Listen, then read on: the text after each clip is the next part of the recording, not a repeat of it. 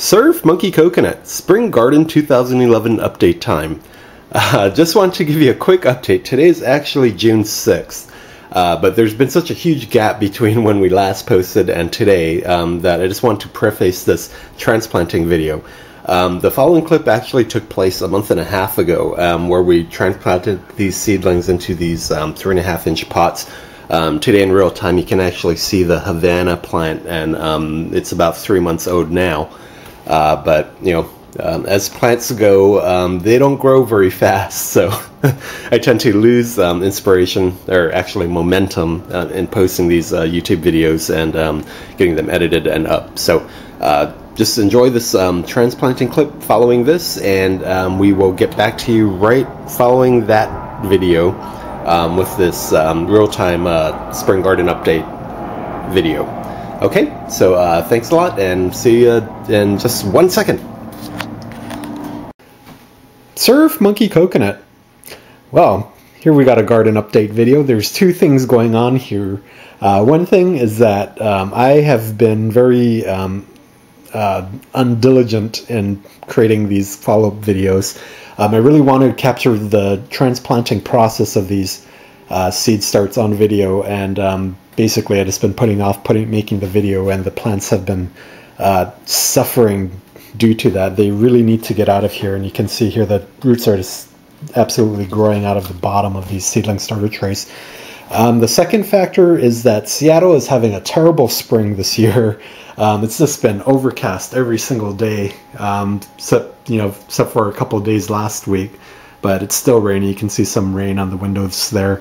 A lot of these plants are, struggling to get out and get some sun, as you can see here, especially on the lettuce. There's actually exposed roots here. What's happening is the stems come out. They're stretching out as high as they can, trying to get the sun.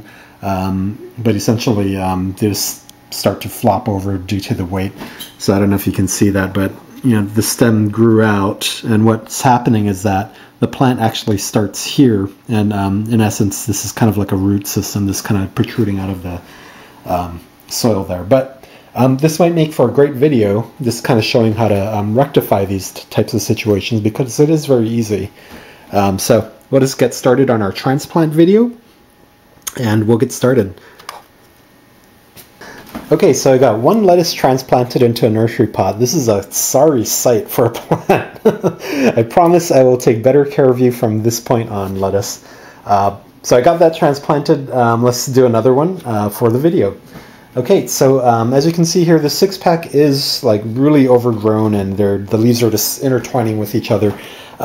Usually, if you're very careful and they're not this overgrown, you can gingerly flip over the 6-pack. The soil plugs will hold upside down until you start squeezing and massaging the cell to release the root ball. But for this, because they're so tangled up, the easiest way to do it is just to simply separate the 6-pack.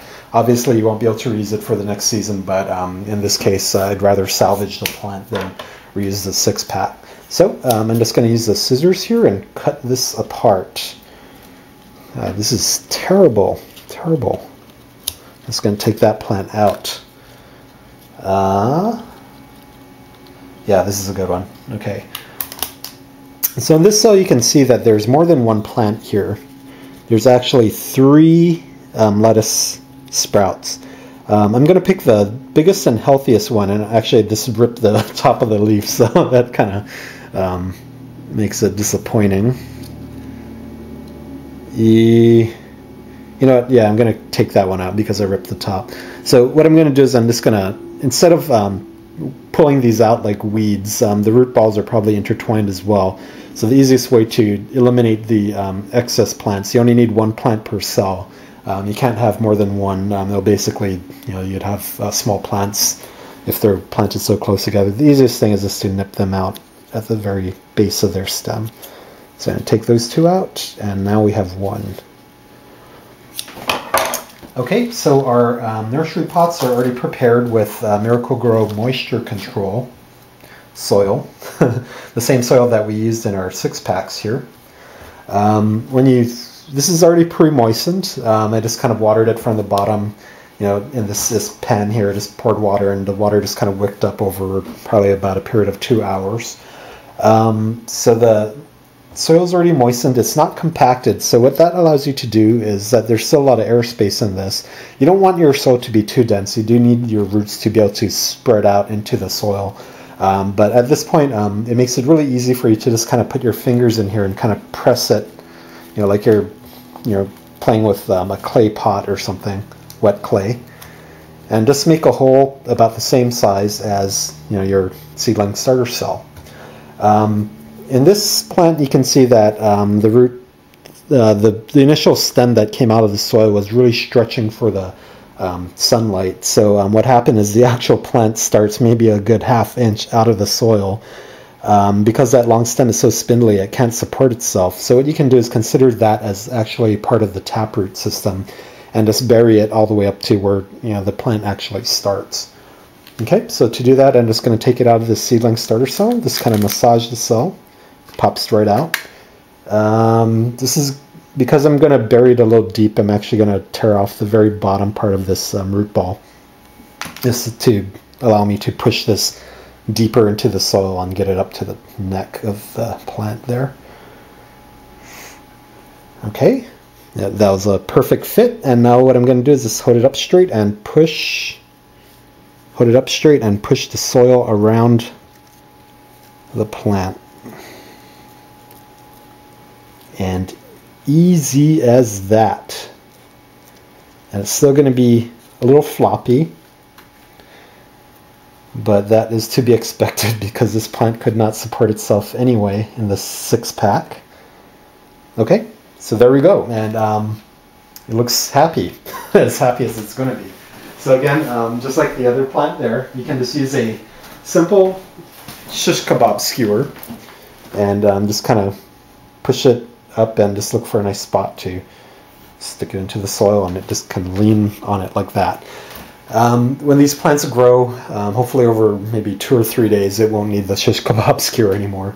It'll be strong enough on its own to support itself. So just kind of looking around, we got a lot more plants to go. This is just the first couple. Here's the rest of that pack. I'm debating whether I'm going to replant all of this or if it's even worth the trouble. We're going to continue on with these videos as these grow. It's going to be the same situation with the other herbs there. These cayenne peppers are actually doing really well considering the conditions they were kept in. There's a few that are slanted. I'm probably just not going to let those grow, but these two on the end are pretty nice plants. So they're just kind of angled towards the sun because, as you can see, the sun is so minimal here in Seattle today. Let's see. Let's take a look at these guys. Here's some catnip. They kind of came out of the soil. Here's a situation where it's this kind of same situation where it couldn't support itself at first, but it did correct itself. I'm not too concerned about correcting this growth as much. I might, when I transplant it again, stick a skewer stick, but I'm not too worried about it because what happens with the catnip is that it grows out so bushy anyway. It's going to become this huge bush. So it's probably going to be a good 3-foot high bush at the end. So that's a-okay in my book.